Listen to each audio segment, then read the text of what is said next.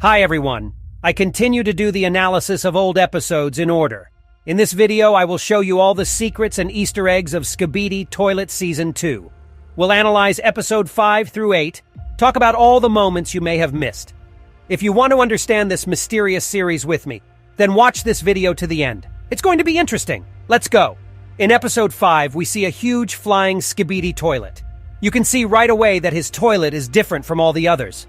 It has a narrow cistern and a flush button at the bottom. It also has a male 09 head, just like the toilets in episode 3. We see this toilet a second time in episode 13, but he gets laser eyes.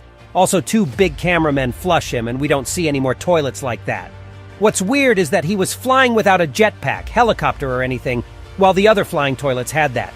At the beginning of the episode, we see people, just like in episode 3, but these are different people. It looks like everyone who was in episode 3 became Skibidi toilets in that restaurant. Notice the Pontiac automobile. On the license plate, we see the letters OCD, which could refer to obsessive-compulsive disorder. By the way, this company no longer makes cars. Pontiac went bankrupt in 2009. Look at the military vehicles. There are tanks driving towards Skibidi and military helicopters flying nearby. It looks like people are trying to destroy Skibidi toilets. By the way, pay attention to this sign on the tank. That's usually the chevron and it means rank or something. But I found something else. I have told you many times that Dafuk is Russian. I have researched a lot of information about him and I am sure of it. Now, if you know, Russia is currently at war in Ukraine, and Russian military equipment has Z and V markings on it. I suspect that this may be related as well. By the way, below we see a dancing G-Man and Gordon Freeman, just like in the rest of the early Skibidi toilet videos. The other flying Skibidis have the usual toilet shape. Notice how they have little flying Skibidi flying out of their mouths. We saw this technology in episode 30 when the Skibidi scientist had a parasite come out of his mouth. Also, a lot of them have red eyes. I don't know what that means. Maybe they're furious. That's what we saw with Skibidi the priest when he ate the cameraman. Also in episode 51, there was a Skibidi plane with red eyes, and he was very strong and survivable. You can see a sign in the distance that says AP, but I don't know what that could mean. Also, the big toilets have this gray thing here, and the little ones don't. We haven't met the cameraman yet in this episode, but we're looking exactly on his behalf. Notice how the image is zoomed in. Meanwhile, in past episodes, the camera has always been static. Maybe we even watched them from people's behalf, but I doubt it. What about episode 6? First of all, it is a reference to a similar scene in the multiverse of Beatbox video. We see the same character in the blue shirt.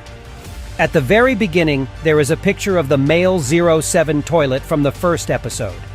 It looks like he's an idol for the other toilets. Also, there is G-Man as a human here. How about a dancing Spider-Man? There's Gordon Freeman dancing on the left as usual. But what surprised me is male 07 and male 09 dancing here in the same clothes they wore in Multiverse of Beatbox. There are also Skibidi toilets around, which means we're in the Skibidi universe. That said, these guys here are not in toilets form, so they didn't turn themselves into toilets, they just came into this world. Later I'll tell you the theory that's most likely to be true.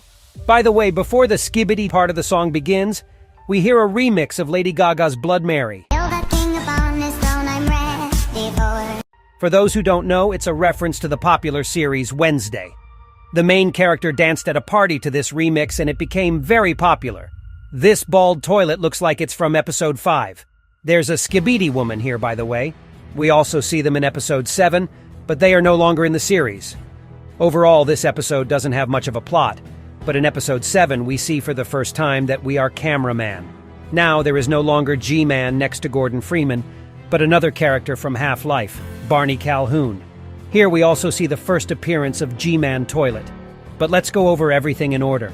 Cameraman walks over and just flushes Skibidi. It looks like all the agents have been given orders to destroy the toilets at this exact moment. Before this, they were just watching, but now they've started a war. As he flushes, the dancing characters in the background disappear. Notice that the toilet is standing in the street, near a light pole, with toilet paper hanging next to it. There is nothing around at all, just grass and the horizon. By the way, this is the RP Downpour Clear map. You can explore it by yourself. Skibidi toilets appear on the horizon, but there's no one in the distance. And then we hear an explosion and a huge G toilet stands in front of us. Where did he come from? I have two theories. One, he was teleported here because we can see the black smoke.